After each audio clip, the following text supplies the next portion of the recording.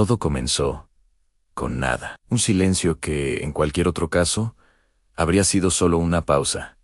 Pero esa pausa se convirtió en la primera señal de alarma que nunca se escuchó. En aquel día, los monitores parpadeaban con el latido constante de la red, y de repente, el último ping se apagó. Esa ausencia de respuesta marcó el inicio de una cadena de decisiones que, paso a paso, fueron dejando que el tiempo se deslizara, sin que nadie levantara la voz. En el expediente que hoy analizamos, todo empezó alrededor de las 9 de la mañana, cuando el operador envió el mensaje todo normal. Ese mensaje llegó sin respuesta. Y según el protocolo escrito, la falta de confirmación en 5 minutos debía disparar el protocolo de emergencia. En vez de eso, el supervisor B decidió esperar un poco más, como si esa pequeña demora fuera inocente. Si piensas que esa espera fue un error, dale like. La mayoría lo hará, porque lo que siguió fue una serie de omisiones que, una a una, fueron sumando presión al sistema. A las 9:45, el jefe de turno recibió la alerta, pero la marcó como de baja prioridad. El ticket quedó estancado en pendiente. El equipo de soporte nunca fue notificado, y el reloj siguió corriendo mientras el silencio se hacía más denso. ¿Qué opinas tú de esa decisión? Cuéntame en los comentarios. De verdad quiero saber tu perspectiva. Cada 5 minutos sin respuesta aumentaba la probabilidad de colapso en un 12%, según el estudio interno. La cadena de mando se rompía, y la falta de escalamiento se convertía en una culpa compartida entre sistema y personas. A las 10, la señal de vida del dispositivo desapareció totalmente. Pero la reacción llegó demasiado tarde. A las 10:45, alguien finalmente notó la anomalía, pero para entonces ya no había nada que salvar. Esa tardanza marcó el punto de no retorno, y el caso quedó atrapado en un vacío de acción. Si esto te está abriendo los ojos, suscríbete ahora. Lo que viene cambiará tu forma de ver los casos sin respuesta, porque el verdadero culpable no fue la desaparición de la señal, sino la decisión de ignorar el silencio. Cada paso que se dio o no se dio contribuyó a que el expediente terminara cerrado sin respuestas, dejando una pregunta que aún retumba: ¿el silencio fue un error o una decisión deliberada? En los próximos minutos desglosaremos minuto a minuto lo que ocurrió después de ese último ping, y veremos cómo la falta de urgencia transformó una simple falla en una tragedia evitada. Pero por ahora, reflexiona sobre ese momento en que el sonido se apagó y nadie lo escuchó. Y entonces, justo cuando el reloj marcó 10:47, una alerta automática empezó a parpadear en la pantalla del centro de monitoreo, pero la notificación quedó atrapada entre capas de filtros, que según los registros, debían priorizar solo los eventos críticos. El operador que estuvo frente al panel en ese instante era nuevo.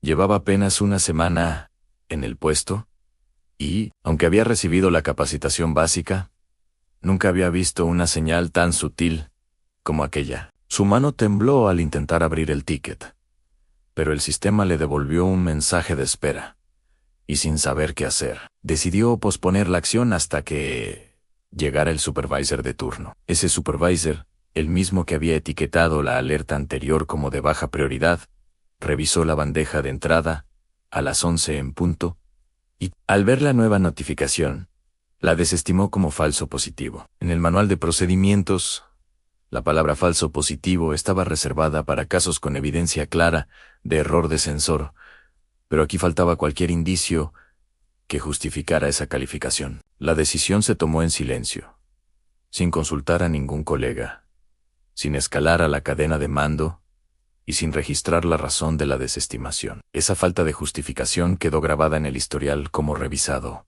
pero sin comentarios adicionales. Mientras tanto, el dispositivo que había dejado de emitir señal seguía sin respuesta. En la sala de control, los monitores mostraban una serie de gráficas estáticas, como si el tiempo se hubiera detenido. Un técnico de soporte, que había sido asignado a otra incidencia, recibió una llamada telefónica de un compañero que le preguntaba si había notado alguna anomalía en la red. El técnico, concentrado en su tarea actual, respondió que todo estaba bajo control y que revisaría el caso más tarde. Esa respuesta, aparentemente inocente, añadió otra capa de dilación al proceso. A las 11:35, una alarma de nivel 3 empezó a sonar en la zona de alarmas secundarias. Esta alarma, diseñada para activarse cuando una señal crítica permanecía sin confirmación durante 15 minutos, estaba programada para elevarse automáticamente al nivel máximo si no se intervenía en 10 minutos. Sin embargo,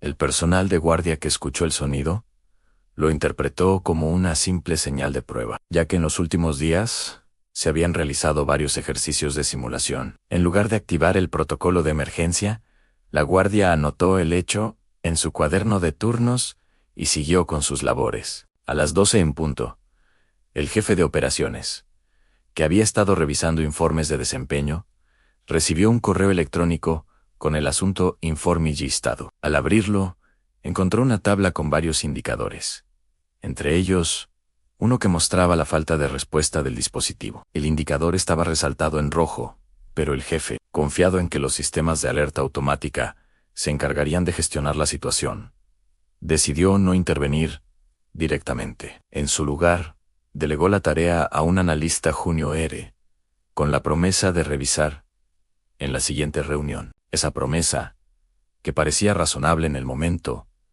se diluyó entre las múltiples prioridades del día. A las 12:30, el analista junior, al revisar el informe, notó la ausencia de datos críticos y, desconcertado, intentó contactar al operador que había registrado el último mensaje. El operador, que estaba en su hora de almuerzo, no respondió al llamado. El analista, sin saber a quién más acudir, dejó un mensaje de voz y esperó. El silencio volvió a ser la respuesta dominante, y con él, la sensación de que el tiempo se escapaba sin que nadie lo percibiera. A la 1 en punto, una llamada entró al número de emergencias internas del centro. Era una familia que había notado la falta de comunicación con el dispositivo y, preocupada, quería saber si había alguna actualización. El agente que atendió la llamada, siguiendo el guión de atención al cliente, respondió que todo estaba bajo control y que pronto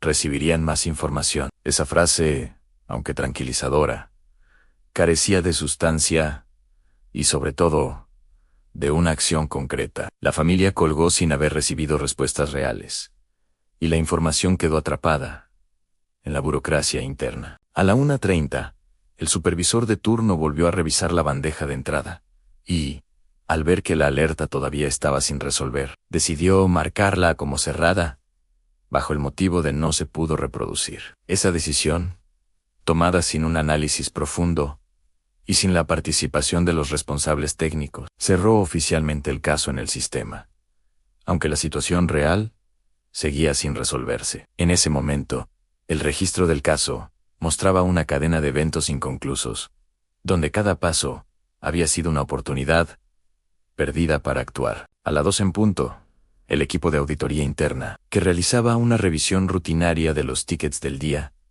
encontró el caso marcado como cerrado. Al revisarlo, el auditor notó la falta de evidencias que respaldaran la decisión de cierre y, desconcertado, levantó una observación para que se investigara más a fondo. Sin embargo, la observación quedó archivada como pendiente de revisión, y el auditor, ocupado con otras tareas, nunca volvió a darle seguimiento. Así, la señal de alerta se perdió en el mar de observaciones sin resolver. A las 2:30, el reloj marcó 3 en punto en la zona de control. La temperatura del servidor donde se alojaban los datos del dispositivo comenzó a subir ligeramente, indicando una sobrecarga que, de haber sido detectada a tiempo, habría activado un protocolo de enfriamiento automático. Pero, al igual que con los demás indicadores, la alerta de temperatura fue registrada en el log sin que nadie la interpretara como una señal de riesgo inminente. El servidor siguió trabajando bajo condiciones subóptimas,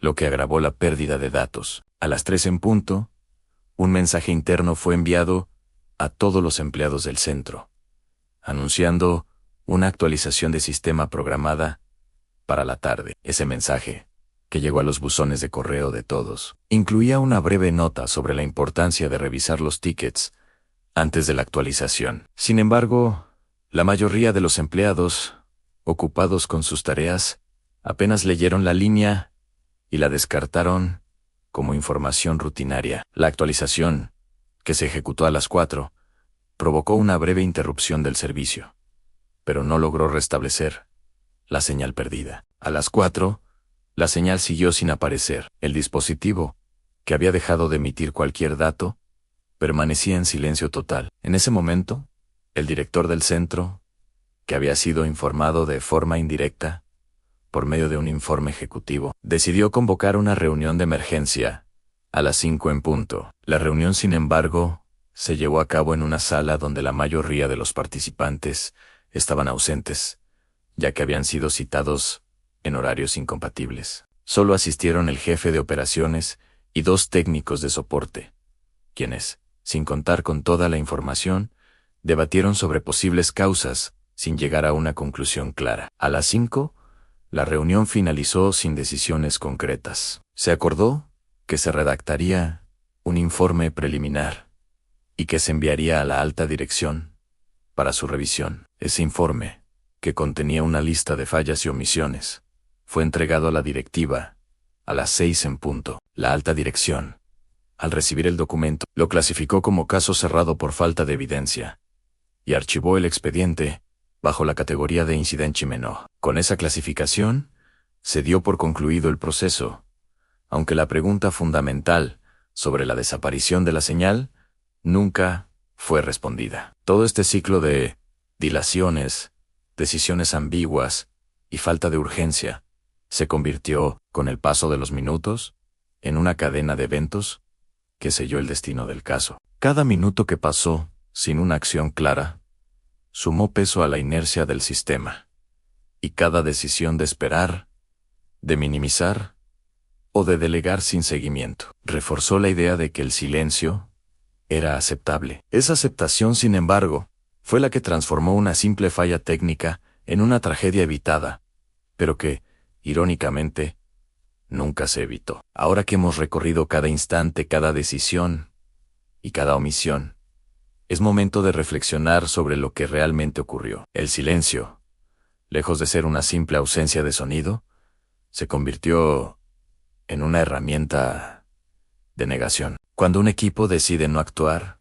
el vacío que deja se vuelve tan elocuente como cualquier grito. En este caso, la ausencia de respuesta fue la señal más clara de que algo estaba terriblemente mal. Y la falta de reconocimiento de esa señal marcó el punto de no retorno. ¿Qué piensas tú? ¿Crees que una cultura de respuesta rápida podría haber cambiado el desenlace? ¿O piensas que los protocolos escritos son insuficientes sin la voluntad de aplicarlos? Deja tus ideas en los comentarios, porque cada perspectiva ayuda a entender mejor cómo evitar que situaciones como esta vuelvan a repetirse. Si este análisis te ha abierto los ojos y te ha hecho cuestionar la forma en que se manejan los incidentes críticos, te invito a que te quedes hasta el final del próximo episodio, donde exploraremos cómo otras organizaciones han aprendido de errores similares y han reformulado sus sistemas de alerta para que nunca más el silencio sea la primera respuesta. Suscríbete y activa la campanita, no solo para no perderte el próximo contenido, sino para ser parte de una comunidad que busca la mejora continua y la responsabilidad en la gestión de crisis.